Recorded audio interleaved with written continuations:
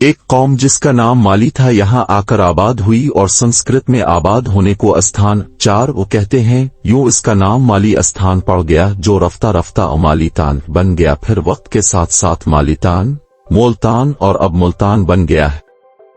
سکندر بن فیلقوس کے زمانہ میں یہ مالی قوم کا دار الخلافہ تھا، اسی مالی قوم کی نسبت سے اس کا نام مالیتان پڑا۔ جنرل کنگھم کی رائے میں ملتان کی وجہ تسمیہ مول دیوتا یعنی سورج کا مندر ہے۔ 714 عیسوی میں جب محمد قاسم ثقفی نے اس شہر کو فتح کیا تو وہ مندر موجود تھا۔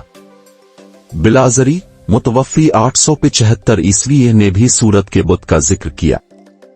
ابن ہرقل 976 عیسوی میں کہتا ہے کہ بت آدمی کی شکل کا تھا۔ اس کے بعد جب قرامتاہا کا عمل دخل ہوا تو مندر کی جگہ مسجد بنائی گئی 5، لیکن اس مندر کے آثار آج بھی موجود ہیں۔ ملتان کی تاریخ کی بات کریں تو 327 قبل مسیح میں جہلم اور گجرات کی فتح کے بعد سکندر کی فوج تھکاوٹ کی وجہ سے مزید آگے نہیں بڑھنا چاہتی تھی، لیکن سکندر نے اپنی فوج کو آگے بڑھنے کا حکم دیا، انہیں دولت کا لالچ دیا، زرخیز زمینوں پر قبضے کی امید دلائی۔ یہ فوج ملتان کی طرف بڑھی، یہاں ملوئی قوم آباد تھی جن کی شجاعت اور بہادری کی داستانیں پھیلی ہوئی تھیں۔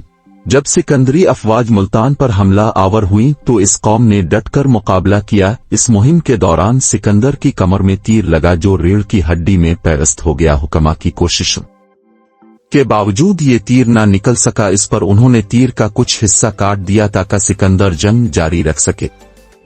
تاہم کچھ دنوں بعد ملتان فتح ہو گیا۔ یہاں یونانی فوج نے اپنے بادشاہ کے زخمی ہونے کا بھیانک انتقام لیا کہ شہر میں کسی کو زندہ نہ چھوڑا۔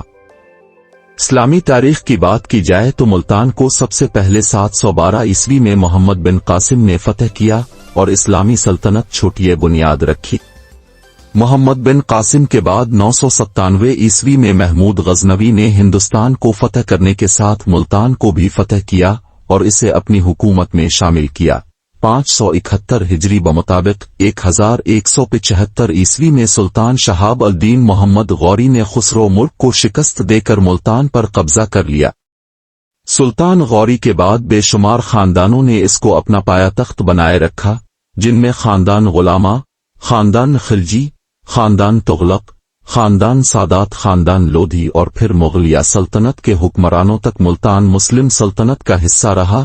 1857 کی جنگ آزادی کے بعد انگریزوں نے ملتان پر مکمل قبضہ کر لیا اور 1947 تک برٹش ایمپائر کے کنٹرول میں رہا۔ آزادی کے بعد یہ پاکستان کا حصہ بنا۔